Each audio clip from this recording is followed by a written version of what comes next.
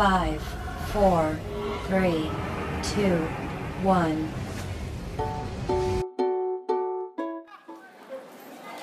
Ay, pre, may tatanong mo ako. Saan, pre? Ano bang magandang ano? Pet? Gusto kasi mag-alaga ng pet. Naku, wala din naman akong alam eh. Pero alam mo, may malapit dyan na pet shop. Bago mo pa. Gusto mo tara, punta tayo sa pagkasalan. Magandang idea. Tara, tara. Ayaw, tama. May papanoorin. Ah, sige, sige. Mabilis na.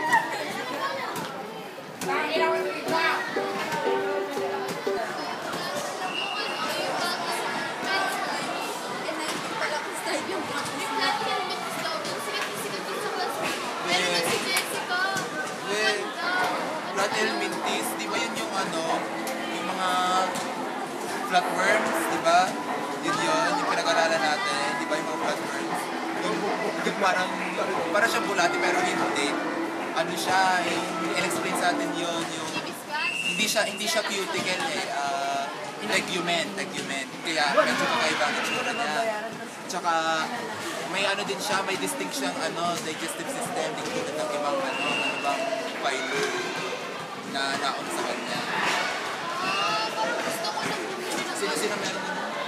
si Jessica. Tsaka yung ano niya, yung kapatid niya, mas maganda. Kaso mo, dito pala ako nalaro. Okay na pang pumunta sa pet shop. Susunod na lang pang nakapasa. Oo, ingat ka ha. Susunod na lang ako. Sorry rin sa abala. Okay lang. Susunod lang ako. Papasa lang ako. Sige, bye-bye.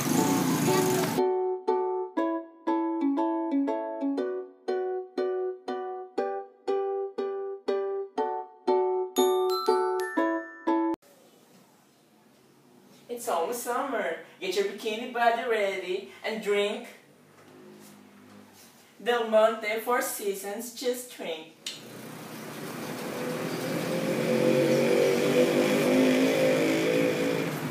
Yeah. Nakita na ba siya ng natin?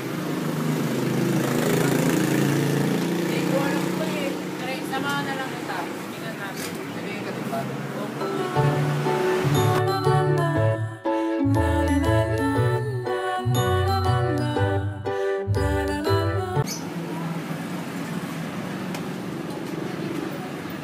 Wala naman yata dito ang flatworms dito eh. Wala nga eh. Sorry ah. Ika nga. Tawagan ko lang yung kaibigan ko.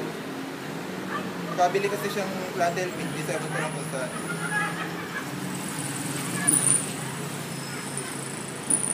Hello.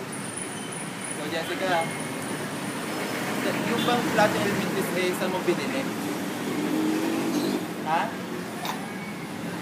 Nasa bahay niyo? Ay, dalhin mo na lang kina Betty. Titinan kasi namin. Okay lang? Sige, sige. Ano sabi? Ano sabi, pre? Pupuntahan daw natin sa bahay nila Betty. Dadalhin niyo daw. Yeah. Nice. Tao po. Hoy, GJ! Hoy, Jessica! Sino siya? Kaibigan ko, nakaano ko lang sa pet shop, buwan na niningin kami ng na flathelminthes. Titignan niyo yung Flathelminthes. Pwede? Oo, sige. Tinatawag nating Flathelminthes. Ang organisms na ito ay dorsolaterally flattened at bilaterally symmetrical.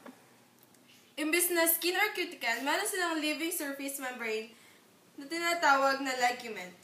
Di gaya ng protozoa, meron silang muscle at nervous system. Hermaphroditic din sila. Alam mo yun, friend. Hermaphroditic. And dali-dali lang noon. Pre, alam mo gayon, hindi ko alam yun. Nangangamuti na ako din eh.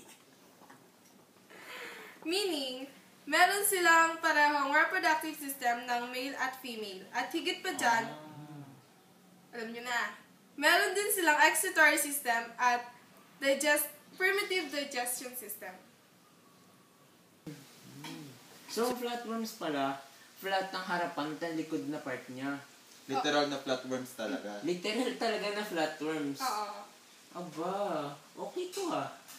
Pwede ko siyang alagaan ah. Okay ba yan? Pwede naman kasi sila ay kadalasan naninirahan sa mga fresh or salt water. Tsaka Pwede din sa soil. Ano kayang pwede kong pakain diyan? Yun lang. Hindi nyo alam? Tanong na natin Good sa morning, expert. Doc. I would like to ask you, what are the food of flatworms? Oh, by the way, you have a good flatworm here. Flatworms feed primarily on bacteria, protozoa, tiny animals, dead or alive. Are they eating plants, Doc?